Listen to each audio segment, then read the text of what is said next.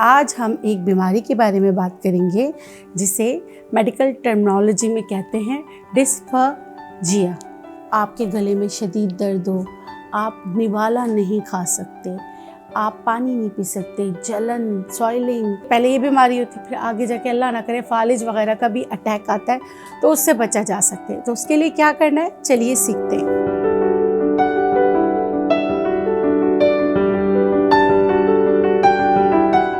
बिस्मिल्लाहिर्रहमानिर्रहीम, अस्सलाम वालेकुम। इस उम्मीद के साथ मेरी सोशल मीडिया फैमिली खैरियत से होगी।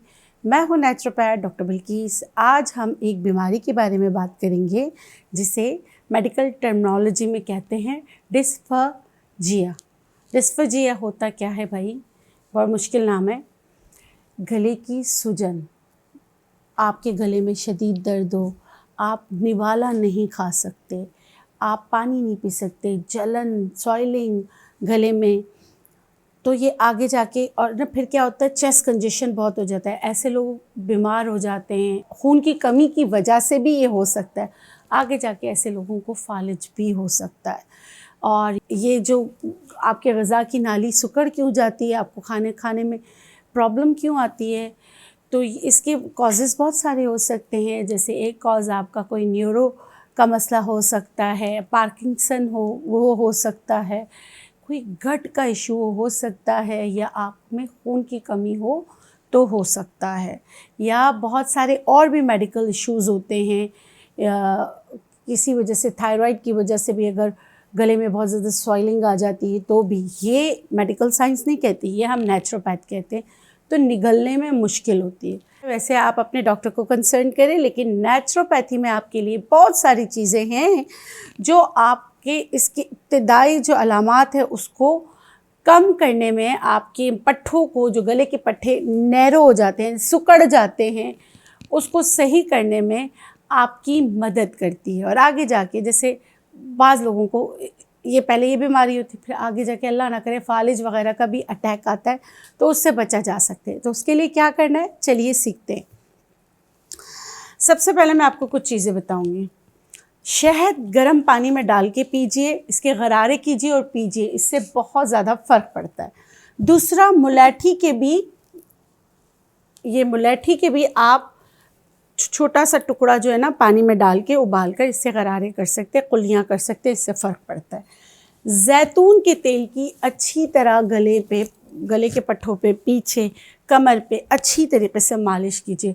बहुत सारे हमारे बुज़ुर्ग ऐसे होते हैं, किसी भी एज में हो सकते हैं, लेकिन ओल्ड एज में ज़्यादा होता है। बहुत सारे बुज़ुर्ग ऐसे होते हैं जो खांसते हैं, खाना नहीं खा सकते, तो उनके लिए बहुत मुश्किल होती है, तो उनकी अच्छी तरीके से मसाज कीजिए।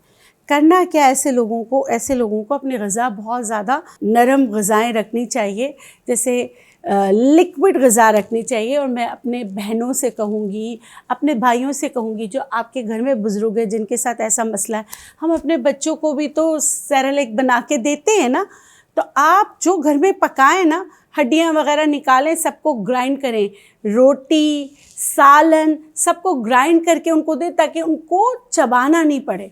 पहले मैं ये पानी रख देती हूँ उबालने के लिए। जब तक ये उबलता है तो मैं आपको कुछ और चीज़ें बता देती हूँ। अलसी रात को 1 चम्मच भिगोइए, सुबह निहार मुँह इसका जो पानी है वो पी लीजिए। तो और जो अलसी है ये खा लीजिए, इससे आपके जो है ना गले की सूजन कम हो जाएगी और खाना खाने में आपकी मदद होगी। इसी तरह दोपहर और रात खानों से पहले इसबगोल की भूसी 1/4 चम्मच पानी में डाल के पहले ये खा लीजिए, तो ये आपके गट के जो एसिड्स हो रहे हो तो उसको भी सही करने में आपकी मदद करेगी। एक छोटा टुकड़ा, इतना टुकड़ा रात को सोने से पहले चबाने की आदत डालें, तो ये जो निगलने में मसाइल आते हैं तो उसको भी ये कम करने में आपकी मदद करती है। इसके अलावा आपने हल्दी लेना है। मैंने पहले 2 कप पानी रखा है, इसमें 1/4 चम्मच हल्दी, 1/4 चम्मच कलौंजी, 1 छोटा टुकड़ा दालचीनी का, 2 लौंगे। जिनके गले में शदीद दर्द होता है ना, लौंग चबा के भी खाना चाहिए, और लौंग का जो गागल्स भी करें उससे भी फ़र्क पड़ता है, लेकिन यहाँ पे जो मैंने 2 लौंग डाल रही हूँ। इसको आप ढक के इतना पकाएं कि 1 कप रह जाए। जब 1 कप के करीब रह जाए तो इसमें उस वक्त आपने अदरक भी शामिल करना है, इस स्टेज पे नहीं।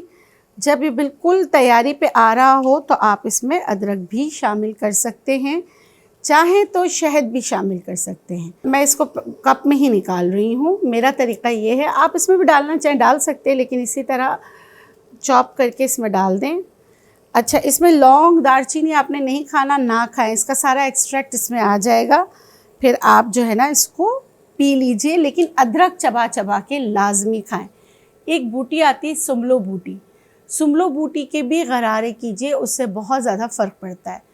रीज़न कोई भी हो, किसी भी वजह से आपको गले में सॉइलिंग है, गट का मसला है, गट के लिए पूरी वीडियो डाली है आपको B12 के लिए, क्योंकि हमारा दूसरा दिमाग है ना वो सही नहीं होता, हर चीज़ ख़राब होती है।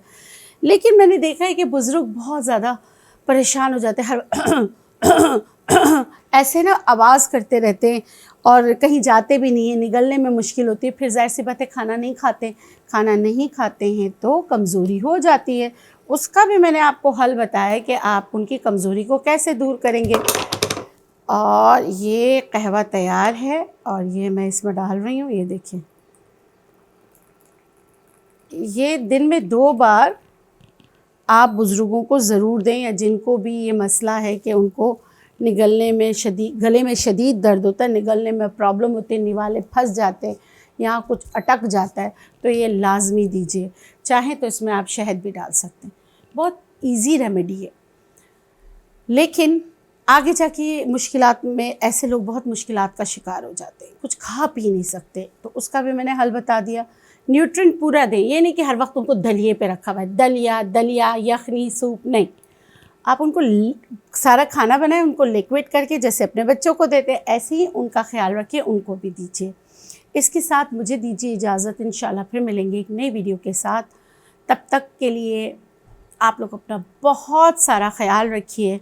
आपके कुछ सवालात होंगे कि ये कहवा ब्लड प्रेशर वाले ले सकते हैं, बिल्कुल ले सकते हैं, शुगर वाले ले सकते हैं, बिल्कुल ले सकते हैं, किसी भी बीमारी में इसमें ऐसी चीज़ें जो आपकी बॉडी में ऑक्सीजन को रिटेन करने में आपकी मदद करती है, आप ले सकते हैं। हाँ, अलबत्ता अगर किडनी डायलिसिस पे है तो फिर आप अपने डॉक्टर से रुजू कर सकते हैं। इसके साथ मुझे दीजिए इजाज़त, इंशाल्लाह फिर मिलेंगे एक नई वीडियो के साथ। आप अपना बहुत सारा ख्याल रखें, थोड़ा सा ख्याल इस चैनल का भी कीजिए। अगर आपको लगता है कि मेरी वीडियोज़ आपके लिए बेनिफिशियल है तो प्लीज़ इनको दूसरों के साथ शेयर भी कीजिए और मेरे चैनल को भी सब्सक्राइब कीजिए और बेल आइकन को भी दबा दीजिए, ताकि हर नए आने वाली वीडियो की नोटिफिकेशन आपको मिलती रहे। आपके लिए ढेरों दुआएं। खुश रहें, शाद रहें, आबाद रहें। अल्लाह गफूर रहीम आपको औलाद के गम से महफूज रखे। आमीन या रब्बुल आलमीन। अल्लाह निगहबान। अल्लाह हाफ़िज़।